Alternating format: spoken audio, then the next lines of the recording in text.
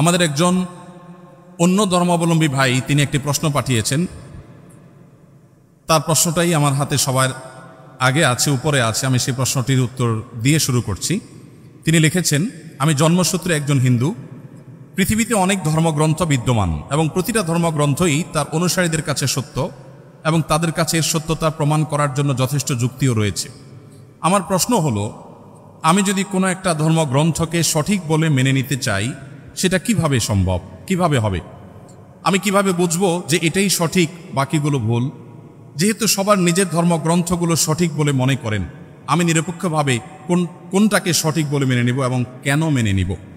খুবই গুরুত্বপূর্ণ এবং খুবই প্রয়োজনীয় প্রশ্ন করেছেন আমাদের এই ভাই। আমি প্রথমে তাকে ধন্যবাদ জানাই তার প্রশ্নটি আমাদের কাছে উপস্থাপন করবার জন্য।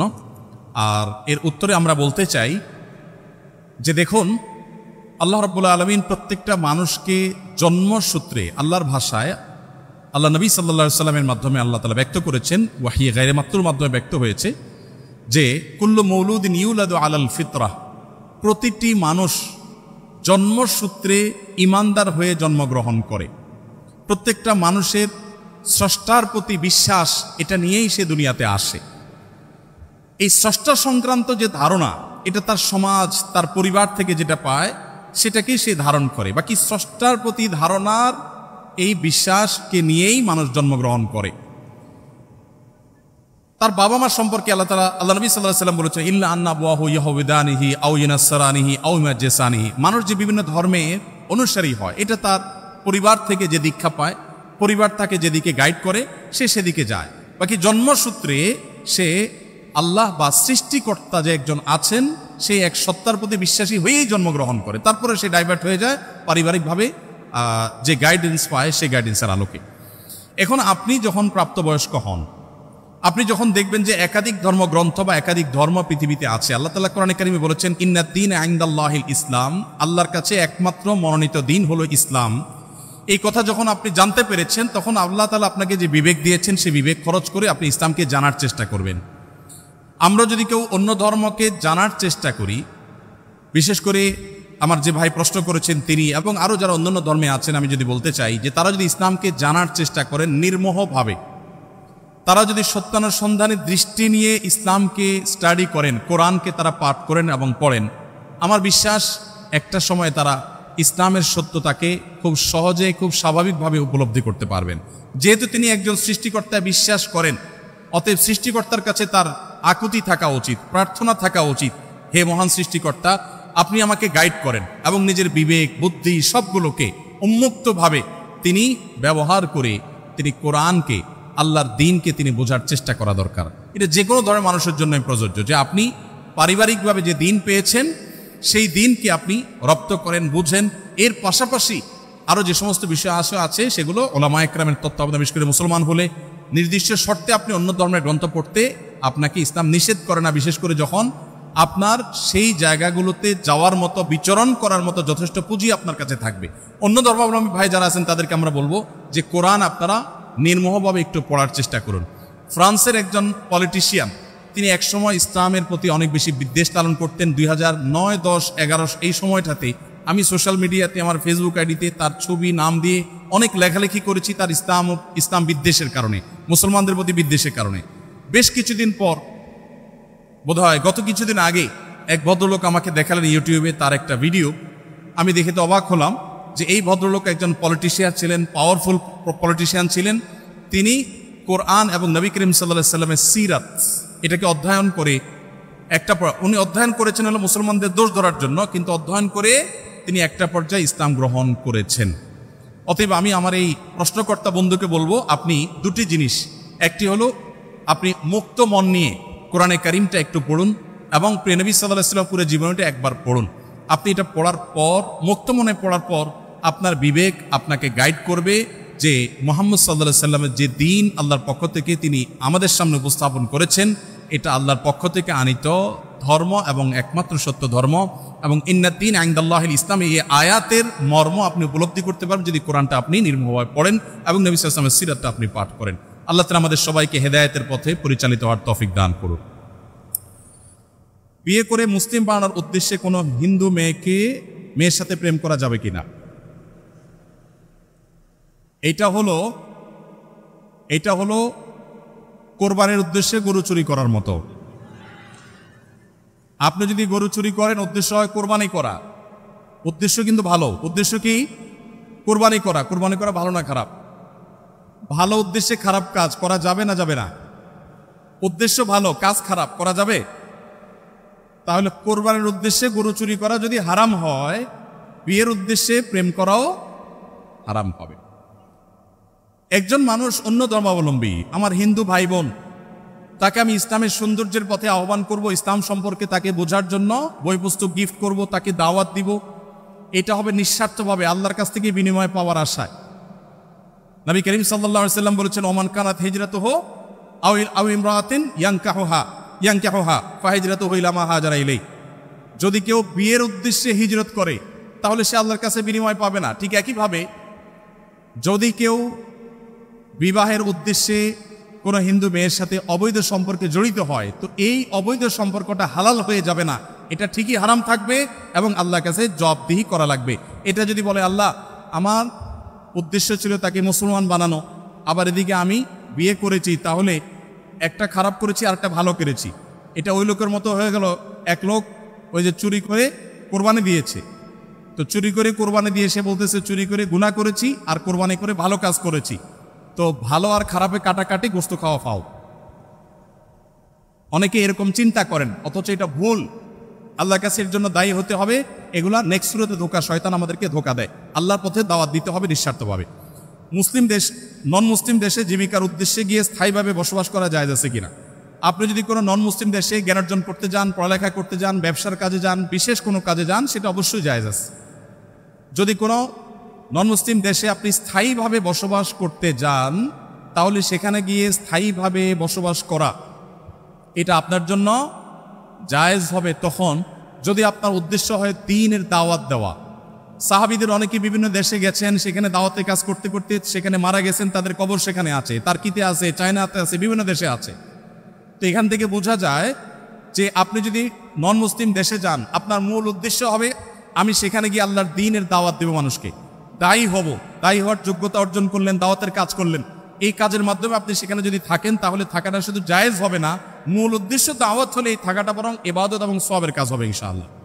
আর যদি দাওয়াত দেওয়ার উদ্দেশ্য না হয়, একটু হালুয়া রুটি খাইলেন, একটু ভালো লাইফস্টাইল সেখানে আপনি পাইলেন, এই সমস্ত উদ্দেশ্য যদি আপনি নন মুসলিম দেশে যান, তাহলে সেখানে গিয়ে আপনার ইমানের উপরে টিকে থাকাটা চ্যালেঞ্জিং হবে। নবী সাল্লাল্লাহু আলাইহি ওয়াসাল্লাম বলেছেন, এইরকম ব্যক্তি সে ইয়াহুদি হলো না নাসারা হলো না খ্রিস্টান হলো, যদি সে মুশরিকদের মধ্যে, আহলে কিতাবদের মধ্যে সে বসবাস করে, অর্থাৎ মুসলিম প্রধান দেশে সমাজে বসবাস করে, তাহলে তার ইমান থাকলো কি থাকলো তার ব্যাপারে কোনো দায়িত্ব আমার নেই। আপনারা জানেন এরকম যারা আছেন তাদের একটা জেনারেশন ধরে রাখতে পারেন, পরের জেনারেশন তারা বেঈমান হয়ে যায় নিজের অজান্তে। অতএব এর জন্য আল্লাহর কাছে কিন্তু দায়ী হতে হবে যে আমার সন্তানদেরকে কোন পরিবেশে রেখে যাচ্ছি, সেখান থেকে সেই ইমানের উপর যদি টিকে থাকতে না পারে, আল্লাহর কাছে কিন্তু আমার দায় বহন করতে হবে। ইসলামে নারীদের সাক্ষী পুরুষদের সাক্ষীর চেয়ে দুর্বল কেন? অর্থাৎ দুইজন মহিলার সাক্ষী একজন পুরুষের সাক্ষী সমপর্যায়ের, বিষয়টি বুঝিয়ে বললে ভালো হতো। দেখুন, ইসলামে স্বাক্ষর দেওয়ার ক্ষেত্রে একজন পুরুষের সাক্ষ্য দুজন নারীর স্বাক্ষর সমান। এখন বাহ্যিকভাবে মনে হতে পারে যে এখানে নারীকে একটু কম দেওয়া হলো কিনা। তো এটার মূল উত্তরে প্রবেশের আগে আমি যেটি বলতে চাই তা হলো, আল্লাহ রাব্বুল আলামিন আমাদেরকে যে বিধিবিধান দিয়েছেন তার সবগুলো যথোপযুক্ত। আল্লাহর বিধানের কোনোটার উপযুক্ততা, যথার্থতা যদি আমার বুঝে না আসে, তাহলে বুঝতে হবে এটা আমার সীমাবদ্ধতা। এটা আমার সীমাবদ্ধতা। আমি সৃষ্টি হয়ে স্রষ্টার সকল আদেশ নিষেধের তাত্ত্বিক তাৎপর্য এবং তার যৌক্তিক দিক এটা আমার উদ্ধার করতে পারাটা আবশ্যক নয়, বরং যুক্তির দাবি হলো আমি সৃষ্টি হয়ে স্রষ্টার সব আদেশ নিষেধের যথার্থতা আমার বুঝে আসবে না, এ না আসাটাই বরং স্বাভাবিক। একজন সামান্য গাড়ি চালক, সামান্য একজন প্রহরী, একজন ছোট চাকরি করা মানুষ, তিনি প্রতিষ্ঠান মালিকের অনেক সিদ্ধান্তের যৌক্তিকতা বুঝতে পারেন না, না পারাটাই স্বাভাবিক। কারণ যে তিনি যদি সব কিছুর যৌক্তিকতা ধরে ফেলতেন তাহলে তিনি তার পর্যায়ে পৌঁছে যেতেন। আল্লামা ইকবাল বলেছেন, জু সমঝ মে আ গই वो फिर खुदा क्यों कर हुआ। যাকে আপনার বিবেক বুদ্ধি দিয়ে সবকিছু রপ্ত করতে ফেলেছেন তিনি আবার আল্লাহ হয় কিভাবে? আল্লাহ তো সে মহান সত্তা যে আপনার বিবেক দিয়ে বুদ্ধি দিয়ে তার সবকিছুকে আপনি রপ্ত করতে পারবেন না। এখানেই তো তার বিশালত্ব, এখানে তো তার মহত্ব। ছোট একটা উপমা দেই। এখন বিদ্যুৎ আছে আমরা জানি, আমাদের ঢাকা শহরে যে তারগুলা ঝুলে আছে এক এক এলাকায়, আপনার যে রাস্তাঘাটে রাস্তার ধারে পিলারে যে সমস্ত তারগুলা ঝুলে আছে, বিরাট জঞ্জাল, দেখতে খুব দৃষ্টিকটু লাগে। আমাদের অনেক কিছু হয়েছে কিন্তু তারগুলো দেখতে খারাপ দেখা যায়। এখন ধরা যাক আজ থেকে 100 বছর আগের একজন মানুষ পৃথিবীতে এখন ফিরে আসছে, যুক্তির খাতিরে শুধু আমরা ধরে নেই যে একজন মানুষ 100 বছর আগের ছিলেন, তিনি ফিরে এসেছেন। তিনি এই বৈদ্যুতিক যে টেকনোলজি এ সম্পর্কে কোনো ধারণা তার নাই। এই ভদ্রলোক এসে সুন্দর করে একটা চাকু নিয়ে বা ধারালো কিছু নিয়ে তিনি এই তারগুলো একেবারে পরিপূর্ণভাবে সাফ করে দিয়েছেন কেটে, কারণ এগুলো দেখতে খারাপ দেখা যাচ্ছিল, শহরের সৌন্দর্য নষ্ট করছিল। তিনি পরিষ্কার করে দিয়েছেন। তার এই পরিষ্কার করার কারণে তাকে গ্রেফতার করে থানায় জেলে নেওয়া হলো। এরপরে তার নামে মামলা হলো, তার নামে মৃত্যুদণ্ডের রায় আসলো এবং তাকে মৃত্যুদণ্ড দিতে নেওয়া হলো। এই লোক যদি বলে যে আমাকে মৃত্যুদণ্ড দেওয়ার কি যৌক্তিকতা থাকতে পারে বলো? আমি সামান্য একটু তার কাটছি, ভালোর জন্য কাটছি, যদি খারাপও করে থাকি তো একটা জঞ্জালিত, আমাকে মৃত্যুদণ্ড কেন দিতে হবে? যদি বলা হয় যে তোমার এই তার কাটার কারণে বহু হসপিটালে লাইফ সাপোর্টে থাকা রোগী মারা গেছে, তোমার এই তার কাটার কারণে বহু ক্ষয়ক্ষতি হয়েছে, এই জন্য তোমাকে শাস্তি দিতে হবে, এই যুক্তি দিয়ে তাকে বোঝানো যাবে বলেন? 100 বছর আগের মানুষ পৃথিবীতে আজকে আসছে, সে বিদ্যুৎ সম্পর্কে কোনো ধারণা নেই, দেখেও নেই কিছু। এই লোককে যতই যুক্তি দিয়ে বোঝানো হোক যে তোমার সামান্য এই তার কাটার কারণে অনেক ক্ষতি হয়ে গেছে, এটা কি সে বুঝবে? বুঝবে না। আমরা যে এক জায়গায় সুইচ দিলে আরেক জায়গায় ফ্যান ঘোরা শুরু হয়, এখন তো আপনার কমান্ডে অর্ডার করা যায়। এই যে ওয়ালে সুইচ দিলে ফ্যান ঝুলে, ফ্যান ঘুরে, আবার সুইচ বন্ধ করলে ফ্যান থেমে যায়, এই টেকনোলজি যিনি জানেন না, এরকম 200 বছর আগের, 150 বছর আগের, 100 বছর আগের মানুষ যদি পৃথিবীতে আজকে এসে তাকে যদি বোঝানো হয় যে যা টিপ দিলে এটা ঘুরবে, সে বলবে ইয়ার কি মারো না, এটা কিভাবে সম্ভব? তো মানুষের টেকনোলজি সম্পর্কে ধারণা না থাকলে তার কাছে সেটা অযৌক্তিক মনে হয়, ইলজিক্যাল মনে হয়। তো যিনি টেকনোলজির সৃষ্টিকর্তা, আল্লাহর টেকনোলজি সম্পর্কে আপনার যদি আইডিয়া না থাকে, আপনি প্রশ্ন তুলবেন ভাই এটা কিভাবে সম্ভব? আমরা একবার সুবহানাল্লাহ বললে এতগুলো গাছ হয়ে যায়, জান্নাতে এটা হয়ে যায়। এগুলো শুনে আমাদের মনে প্রশ্ন জাগতে পারে কিভাবে সম্ভব? মুখ দিয়ে সুবহানাল্লাহ বলবো আর ওখানে গাছ হয়ে যাবে, কেমনে সম্ভব? এখন আপনারা ভয়েস কমান্ড সম্পর্কে জানেন। ভয়েস কমান্ড এমনভাবে সেট করা সম্ভব যে এখান থেকে আপনি ভয়েস কমান্ড দিবেন, আরেক জায়গায় কাজ শুরু হয়ে যাবে। সম্ভব না? সম্ভব না। তো মানুষের টেকনোলজি যদি এই হয়, তাহলে আল্লাহর টেকনোলজি কি না হতে পারে?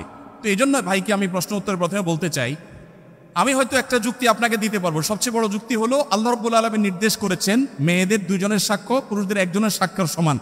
এর পেছনে যুক্তিকতা কি, তাৎপর্য কি, যথার্থতা কি? আমার বুঝে আসুক আর না আসুক, এটাই সত্য, এটাই বাস্তবতা, এর নামে ঈমান। আর যদি বলেন যে আমার বুঝে আসলে আমি মানবো, না বুঝে আসলে মানবো না, তাহলে তো আল্লাহর প্রতি ঈমান আনলেন না, আপনার বুঝের প্রতি ঈমান আনলেন। যাই হোক, এখানে সাক্ষ্যের একটা ব্যাপার হলো যে সাধারণত সাক্ষ্য দেওয়ার যে বিষয়গুলো ঘটে এগুলো পুরুষরাই সাধারণত দেখে, মেয়েদের দেখার পসিবিলিটি কম থাকে। তারা থাকেন পর্দায়, তারা থাকেন বাসা বাড়িতে, তারা থাকেন নিজস্ব আঙিনা, নিজস্ব আলোয়। পুরুষদের সাক্ষ্য দেওয়ার সম্ভাবনা এবং তাদের সাক্ষ্য দেওয়ার সুযোগ অনেক বেশি থাকে, নারীদের জন্য সেটা অনেক কঠিন থাকে। তারা থাকেন পর্দার মধ্যে, তাদের পর্দার মধ্যে থেকে সাক্ষ্য দেওয়ার জন্য সংশ্লিষ্ট বিষয়ে দেখা, প্রত্যক্ষ করা তুলনামূলকভাবে একটু কঠিন এবং সম্ভাবনা অনেক কম। হয়তো সেই কারণেই 2 জন নারীর সাক্ষ্যকে 1 জন পুরুষের সাক্ষ্যর সমান ধরা হয়েছে, ধর্তব্য করা হয়েছে। এর বাইরে আরো বহু যৌক্তিকতা বিভিন্ন গবেষকরা, বিশ্লেষকরা দিয়েছেন। আমি মূল সূত্র সেটাই বললাম যে আল্লাহ তাআলা যেটা বলেছেন এর চেয়ে যৌক্তিক আর কিছু হতে পারে না। অনেক সময় বিশ্ববিদ্যালয়ের বাসে থাকার কারণে মাগরিবের নামাজ মিস হয়ে যায়। বিষয়টি এমন, নামাজ পড়তে গেলে বাস চলে যাবে কিংবা বাসে সবাই মানবে না, পরবর্তী বাসের জন্য বসে থাকলে বাসায় যেতে দেরি হয়ে যাবে, মানে আশুলিয়া থেকে নারায়ণগঞ্জ। আবার পরের দিন সকালে ক্লাস থাকে, ফজর পড়েই রওনা দিতে হয়। এমন সময় মাগরিবের নামাজ কি বসে আদায় করা যাবে? দেখুন, মুসলমানের কাছে নামাজের চাইতে গুরুত্বপূর্ণ কোনো বিষয় নাই। নামাজ হলো মুসলমানের কাছে সবচেয়ে গুরুত্বপূর্ণ বিষয়। বিধায় নামাজের জন্য যদি আপনার একটু দেরি করে যাওয়া লাগে, একটু পরের বাসে যেতে হয়, 1 ঘন্টা পরে বাসায় পৌঁছেন, তাহলে তাই করতে হবে। প্রয়োজনে আপনি বাস থামিয়ে পথে নেমে যেতে হবে যদি টাইম চলে যায়, কারণ ইন্নাস সালাতা কানাত আলাল মুমিনিনা কিতাবাম মাওকুতা, নির্দিষ্ট সময় নামাজ পড়তে হবে। বিধায় আপনি নেমেই নামাজ পড়ে নেবেন, এরপরে আপনি প্রয়োজনে নিজের গাঁটের টাকা দিয়ে অন্য বাসে যাবেন। যদি এগুলোর কোনোটাই আপনার জন্য সম্ভব না হয়, ওযু করে বাসে উঠবেন যে মাগরিবের নামাজ পথে আপনার সময় চলে যাওয়ার মতো পরিস্থিতি তৈরি হতে পারে, তাহলে বাসের মধ্যে আপনি যেভাবে সম্ভব দাঁড়িয়ে নামাজ আদায় করার চেষ্টা করবেন। যদি কেবলার দিকে যায় তাহলে ওইদিকে ফিরে, যদি উল্টা দিকে যায় তাহলে সেদিকে ফিরে, আর যদি অন্য কোনো দিকে যায় তাহলে কোনোভাবে মোড় ঘুরিয়ে দাঁড়ার সুযোগ বের করার চেষ্টা করবেন। আমার জীবনে এরকম ঘটনা ঘটেছে যে বাসে আছি, দূরপাল্লার বাসে, ফজরের নামাজের টাইম যায় এবং বাস ড্রাইভার কোনোভাবে থামাবেন না, বহু কষ্টে অজু করে গায়ের মধ্যে দাঁড়িয়ে নামাজ পড়েছি। কখনো পড়ে যেতে গেলে আমি সিট ধরে এসে নামাজের কাজ শেষ করেছি, তারপরে নামাজ আদায় করেছি আলহামদুলিল্লাহ। ইমানদারের জীবনে নামাজের চেয়ে গুরুত্বপূর্ণ কোনো বিষয় নাই, সেজন্য আপনাকে নামাজ পড়তেই হবে। এটা নো কম্প্রোমাইজের মতো একটা বিষয়, আপনার জীবন মরণের একটা ব্যাপার। আপনি অন্য সব কিছুতে ছাড় দিতে পারেন, কিন্তু টাইম মতো নামাজ পড়ার ক্ষেত্রে কোনো ছাড় দেওয়ার সুযোগ নাই। যদি আপনি কোনো বাহনে থাকেন, নামার মতো কোনো পরিবেশ না থাকে, নামলে ভয়াবহ বিপদ হতে পারে, এরকম কোনো পরিবেশে থাকেন, তাহলে অজু থাকলে সিটে বসে নামাজ পড়ে নেবেন। পরবর্তীতে অনেক ইমামদের মতে সে নামাজটা আপনাকে দৌড়ায় নিতে হবে, কিন্তু নামাজ আপনাকে পড়তেই হবে। এখানে কোনো প্রকার ছাড় কিংবা মাফ নাই। বিশ্ববিদ্যালয়ে পড়া অবস্থায় আমরা অনেকেই হেদায়েত প্রাপ্ত হই, আবার হেদায়েত থেকে ঝরেও যাই। এই হেদায়েত ধরে রাখার উপায় জানতে চাই। আলহামদুলিল্লাহ, এই বিশ্ববিদ্যালয় অর্থাৎ ড্যাফোডিল ইউনিভার্সিটিতে ইসলামিক সেন্টার আছে, আমাদের প্রফেসর মুফতার ভাই আলহামদুলিল্লাহ তত্ত্বাবধান করেন। তার তত্ত্বাবধানে এটি যেমন চলছে, বাংলাদেশে আরও 2-1টি ইউনিভার্সিটি আছে, চট্টগ্রাম IIUC আছে, আরও 2-1টা আছে। সেখানে আলহামদুলিল্লাহ দিনই পরিবেশ বজায় রাখবার জন্য এবং দিনদার তরুণদের দিনদারিতাকে ধরে রাখবার জন্য নানামুখী আয়োজন সেখানে হয়ে থাকে। আমরা যারা প্রতিকূল পরিবেশে, বিশেষ করে বিশ্ববিদ্যালয়ের আঙিনায় আমাদের জীবনের এই গুরুত্বপূর্ণ সময়টা পার করছি, তারা হেদায়েতের উপরে টিকে থাকার জন্য এই সার্কেল মেনটেনের কোনো বিকল্প নাই। সোহবত বা সান্নিধ্যে থাকা, দিনদারদের নিজেদের একটা বলয় গড়ে তুলবেন, একটা সার্কেল গড়ে তুলবেন। এখানে যেরকম আছে প্রাতিষ্ঠানিক সার্কেল হতে পারে, অপ্রাতিষ্ঠানিক হতে পারে, শিক্ষকদের পরামর্শ এবং তত্ত্বাবধান নিয়ে দিনদার বন্ধুবান্ধবদের যে বলয় আছে, এটার মধ্যে যদি আপনি বেড়ে ওঠেন, ইনশাআল্লাহ আপনার দিনদারিতা অনেক বেশি সেফ হবে। এই পরিবেশের কোনো বিকল্প নাই দিনদারিতাকে ধরে রাখবার ক্ষেত্রে। এবং সেই সাথে আল্লাহ তাআলার কাছে একটা দোয়া বেশি বেশি করে পড়বেন, রব্বানা লা তুযিগ কুলুবানা বা'দা ইয হাদাইতানা ওয়া হাব লানা মিন লাদুনকা রাহমাহ ইন্নাকা আনতাল ওয়াহ্হাব। হে আমার রব, আপনি আমাকে হেদায়েত দেওয়ার পর আর হেদায়েত থেকে বিচ্যুত করবেন না। আল্লাহর কাছে এই দোয়াটা বেশি বেশি পড়বেন। আর সূরা ফাতিহা যখন নামাজের মধ্যে পড়বেন, ইহদিনাস সিরাতাল মুস্তাকিম, তখন অর্থ বুঝে আল্লাহ তাআলার কাছে হেদায়েতের জন্য চেয়ে নেবেন, দোয়া করতে থাকবেন। ইনশাআল্লাহ পরিবেশ এবং আপনার দোয়া এবং প্রচেষ্টা, এই সবগুলোর সমন্বয়ে আল্লাহ তাআলা হেদায়েতের উপরে থাকাটা সহজ করে দিবেন।